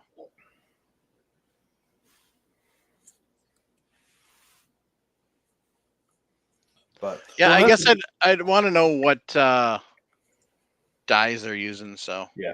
Well, even then, if say they are using a Lee decapping die, buy Will's Lee insert. Yeah. He makes a Lee decapping pin. And that works wonderful too. I've done that. You've run that too, and it works great. I mean, I started out with Mighty Armories decapping stuff, and it's good, but I've bent more pins when I run into certain brass and go gentle, and it's still I've bent a pin here and there. But with Will stuff, I was like, all right, I'm going to take him for his word. I'm going to test some of this. And like Mike said, I punch new flash holes. Yeah. It's like, okay. If not, that's what's great about his new simple die. Yeah, you pull the pin out. You loosen that nut, you push it back down, and it's all on a collet system. You tighten that back down, you're right back and running within seconds. Plus his double-headed pin. Yep. You're getting 2 decapping pins for the price of 1. Actually, you get 4 decapping pins in one package. Yeah. Yeah, and I've actually got Will's first generation decapper. So That's the one I got. The non-floating. No, we both have the simple. That's Yeah, what simple. Chris was showing us. Okay, Simple. yeah. He's got the auto centering one. Yeah. But What's the first design? the first design's a little different than the one Chris was showing off. Okay. yeah.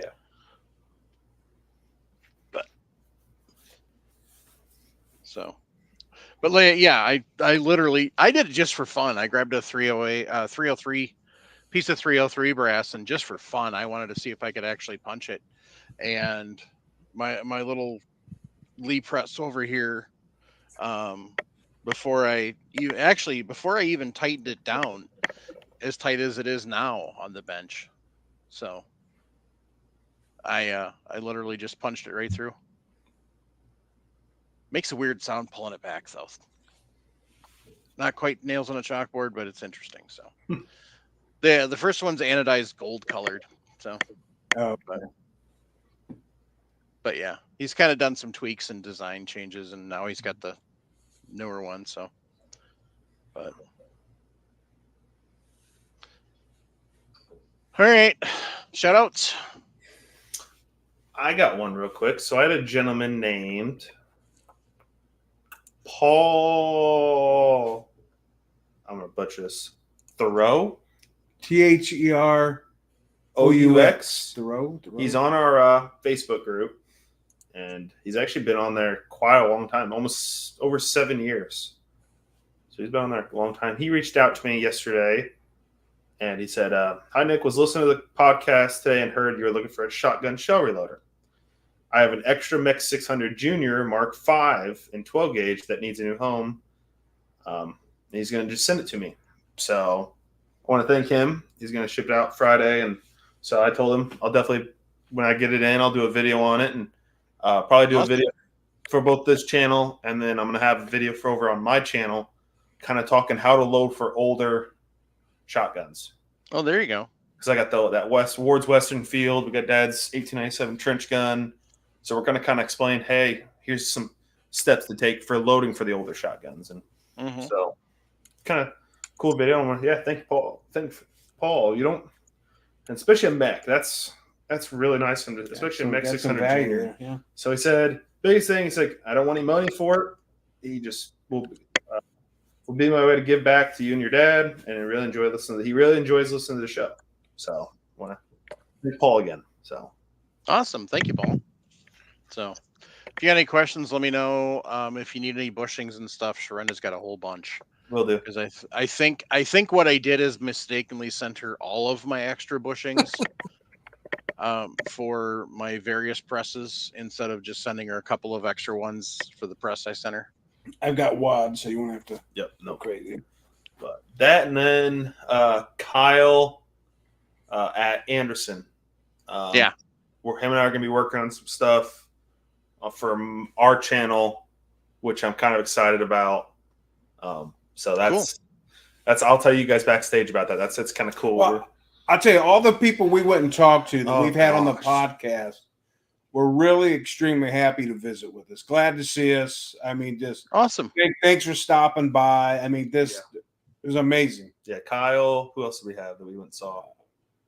Oh, want me on names? Anderson. Yep. That's Kyle. Alpin. Yeah, Tyler. Tyler's was awesome. Him and I are also going to work on some stuff, and we're going to do a review on the product for this channel here. God, I don't forget people. Yep. Who else we had on the show? Of course, Todd. Of course, Will. Todd. Will. Mm-hmm. So we looked for Mr. Nixon. Couldn't find him. Yeah, Brian. I emailed Brian. Couldn't get a hold of him. Never heard anything back. And I would try to walk by their booth at AMG he works with. Yeah. Once every couple hours, because it was in a great location on the main floor, right next to Hodgson, like normal. Just never saw him. So I don't know if he didn't go this year. Or... See, and if you're wanting coffee, check out. Get everything at will. Get your capper and the reloading the benches. He's actually going to change the name of it. I don't remember what he said. What Sharinda will be able to tell you. He's going to change the name of his coffee. He's going to call it something simple. Yeah. Shrenda says that's some of the best coffee she's had. Well, last year he gave us a bag to try out, and when we had it in the room, it was decent. I was like, okay. He brought Shrenda a bag of coffee. Just it doesn't surprise me. And we're talking with him. He's like, she's like, hey, can you tell Will to bring some coffee? Like, okay. I text him. He's like, okay, yep, I'll bring it. It's well, if you get the chance, if somehow you run across Will is one of the nicest human beings you ever meet. Yeah. I want to know where he got the T-Rex taco shirt. Yes, I tried to find him on Friday because I saw we were sitting waiting for the Metro Rail to get back, and I see this. I'm like, oh, so I'm like, hey, I heard you're giving away these. And Mike, you mentioned when we were there that Ironclad was giving away gloves. I've got a set for you, Chris, Paul, and Jim. Appreciate that. Awesome. Yeah. So I think I got your guys' information still somewhere from the shirts. Thank you. So we'll get those sent out to you guys. Okay. Appreciate that. But try to think, any other shout outs? No, it's been a long 2 weeks. Well, back there, again, the people that have been on the show and dealt with the Yeah. show, we talked. They remembered everybody, and glad we stopped by. And more, we took time to talk to us. That's And I'll say this: to finally wrap up SHOT Show, I think there's a lot of things we're going to work on this year. Of course, we're talking about that Reloading Academy through Sierra, being that they're only 2 hours down the road from me and Sharinda. We're really going to try to work with that. And the guy that we were talking to really sounded interested in it, which was nice to see. Well, he says that's something since COVID that has kind of got pushed to their back burner. Yeah. And then went to get it going again. Yeah. And he even thought that'd be a great series to do on the channel. Yeah. Yeah. I'm trying to think who else. Hodgson, of course, we have. Is it Steve? Steve. It was Steve. Of course, there's a couple Steves that work there. Well, what's the one that we have on the show? Is it Chris? Chris. Okay. Chris Hodgson is the one we have on the show. Yeah. He wasn't there. We would have talked to him, of course, but he wasn't there. But yeah, of course, we always have an awesome time when he's on. I'm trying to think anything else I know I'm working. I'm going to definitely try to get that coupon code going back up for loaddad.com. Okay. There's all sorts of other, and I got to go through the business cards. That's probably one thing I'll do tonight when I get off here is go through all my business cards and double check, work on that. And of course, we might try to get that 6 max. Yeah. Who knows where that might take us. He even said he'd be willing to come on the show. Yeah, that'd be fun. So because it'd be fun to kind of hear the backstory on why and how. Exactly. Yeah. So Hosgrock still looking for a beta tester for their quantitator. Yeah. If anybody that does any mass amounts of brass work or bullet separation, they're looking for a beta tester. Yeah, we can put you in touch. Just let us know. Yeah, there's just as I said, I probably got double, if not triple, amount of business cards this year than I got in the last 2 years. So I looked at it. I did a lot of good work this year. Got a lot of stuff, and both for my channel and for the podcast. So appreciate that. Thank you. No problem. So it's being that there are only 3 of us there, and if Chris would have been there, I think we could have even got more work done. It's a lot to walk around, not only look for yourself, to go to the booth, film it, then go back and do the editing. And they're again, and we did 2 podcasts that week. So, and all these other YouTubers, they're going there with a crew. For each filming crew, they'll have 3 or 4 guys. One guy's doing B footage. One guy's doing Classic Firearms. When we were there last year, had 10 people. They had 4 floor guys and 3 cameramen with them. And that's who you saw. Yeah, you had 4, technically 3 crews, 1 cameraman, and usually like Clint, Jason, Matt, whoever. Kaya, whoever. You'd have 1 little crew, and sometimes you'd have a second host, but you'd have 3 of those. And then they would go and do all the booths. I guarantee they had somebody sit up in the room, and I guarantee they even had the equipment that once it films it, it sends it to a virtual hard drive somewhere, and then the guy back in the room has access to it and is already making edits to it. Yeah. I mean, even Slav Guns, I think we saw him last year. He had 6 people. Yeah. And you can't can't miss them. They're all in the same color track shoes. So it's like, hey. And especially Classic, their videos, they do 2 parts per day, and each one's an hour long. My little videos we put on here were 5-6 minutes maybe. Those take easy 25 minutes to edit. By the time you add the intro, add the exit, trim. And that's if your computer don't lock up. Like God. I'm telling you, I'm upgrading computers here soon. Once I get this tablet close to pay off, probably within a couple months, new laptop with video editing cards. If everything goes as planned, we'll be all right for next year because Mike's going to be able to go because we've struck a drug deal. His wife's going and my wife's going, so they can go out in Vegas and do whatever the heck the women want to do. Yep, they can take the rental vehicle and drop us off at the Sands, and off they go. Yep. Yeah, the biggest thing that hurt us this year, as far as Uber rides, was they had Koval shut down. And they were taking one of the bridges down from the F1 race. So they had the intersection there at Koval and Tropicana shut down all week. So we couldn't get dropped off right at the Sands. We had to get dropped off at the front door of the Venetian and walk in like we did last year. Which ain't bad. It's not bad, no. But yep. So yeah, I'll find something. Stay tuned. There's a lot of good stuff hopefully coming. So and again, and I know we always ask ahead of time what people want to see, and a lot of times people don't tell us what they want to see. Well, it's hard because anymore you're waiting till Monday morning until a product's released. That's what's hard. Yeah. Like that Smith & Wesson lever gun was Monday morning. Yeah. Labrador. Yeah.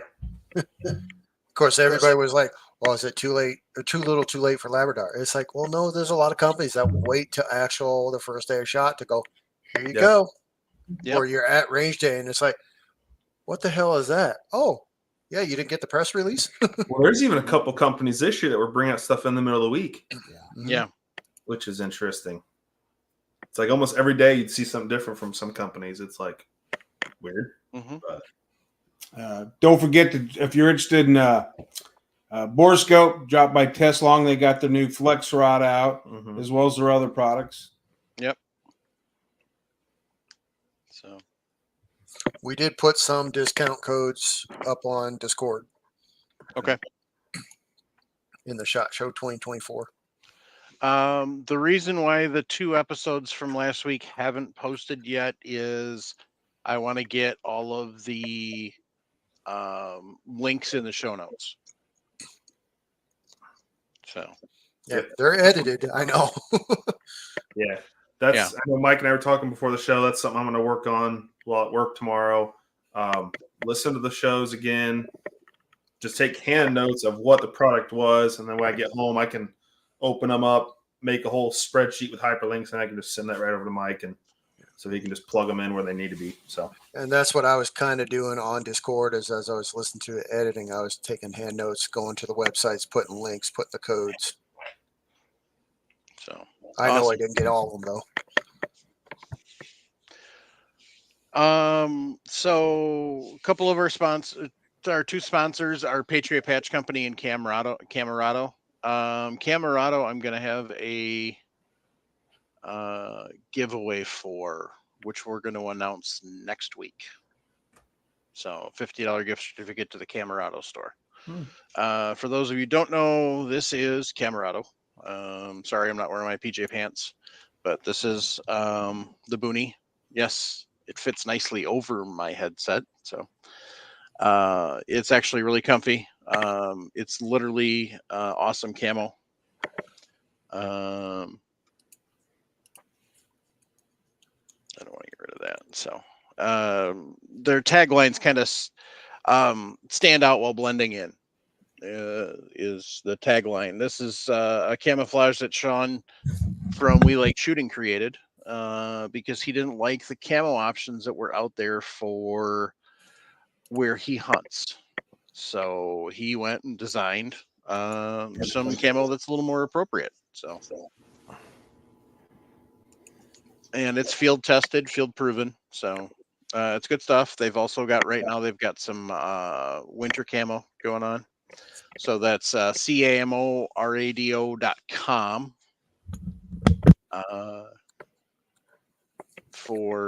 Go over and check it out.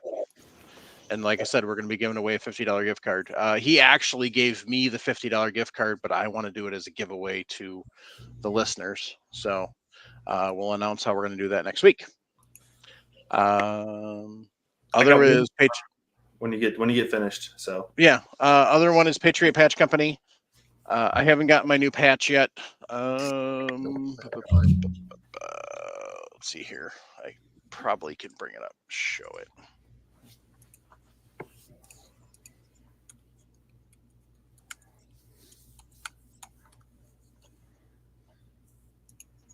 So,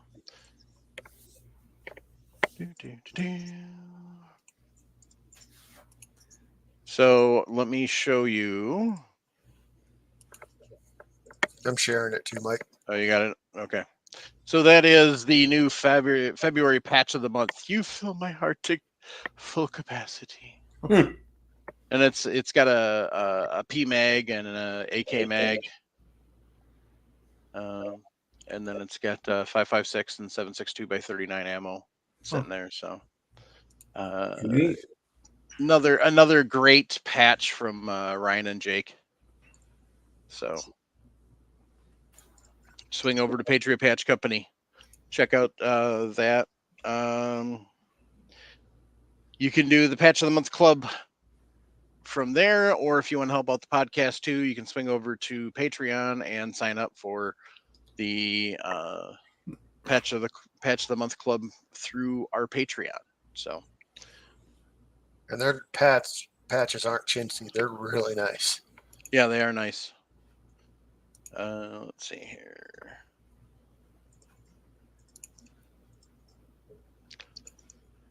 Excuse me.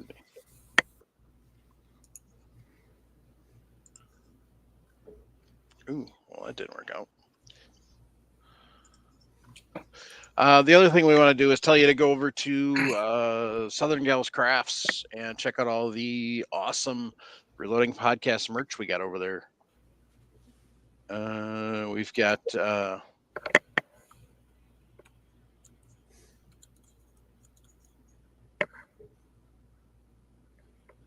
I'm trying to figure out what's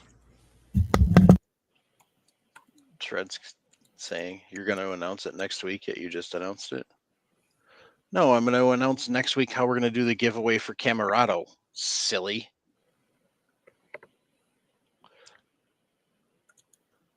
Next week, I'm going to show off the patch because I'll actually have it in my hand. But no, we're doing a giveaway for Camorado. Unless those crazy mail carriers don't deliver it. I know I'm married to one. But yeah, so if you go to firearmsradio.net, go to the Reloading Podcast page and click buy our merch. It'll take you over to Southern Gals Crafts, and you can see the tumblers. We've got hoodies. We've got T-shirts. We added a couple of new fun ones. We've got the Anatomy of a Pew, but we also added Defund the ATF and ATF 1-star. But I can't. Let's see here. Not fond of, would not recommend. So we have an ATF review and defund the ATF. So. From downstairs, I just heard I'm no longer getting any mail. Forget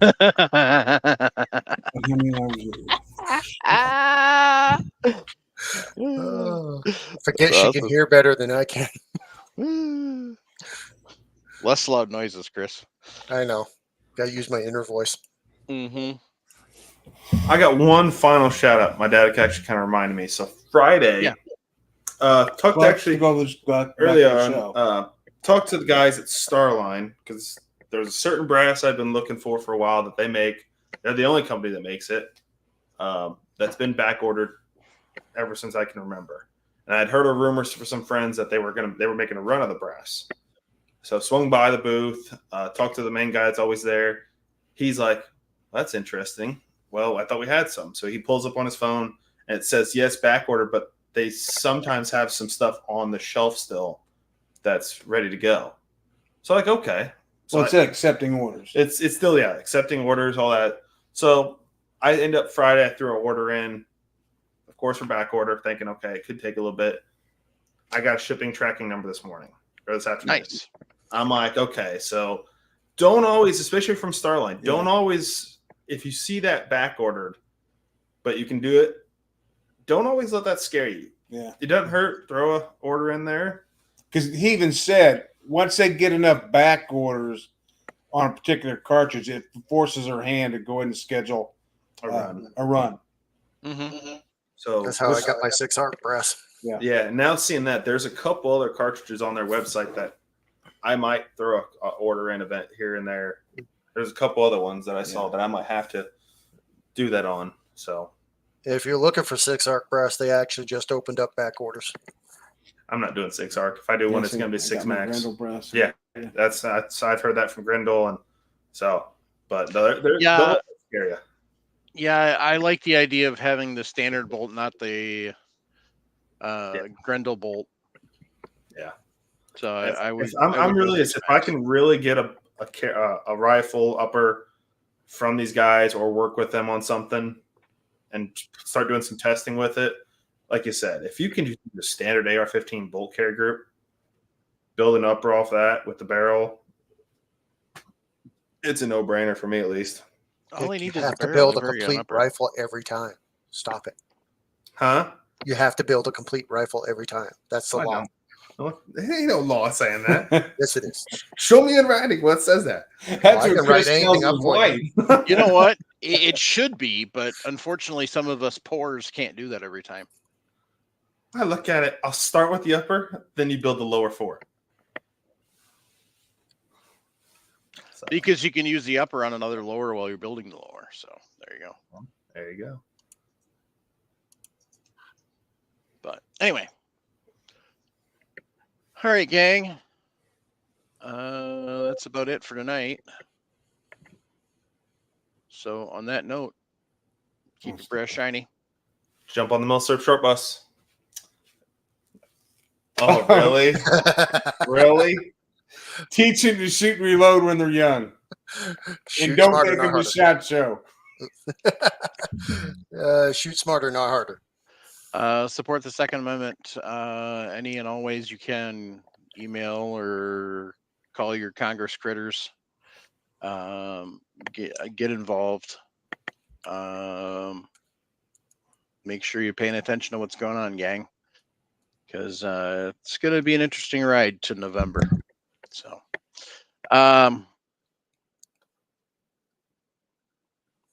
most importantly, though, if you're struggling, 1-800-273-8255 or 988 from your cell phone.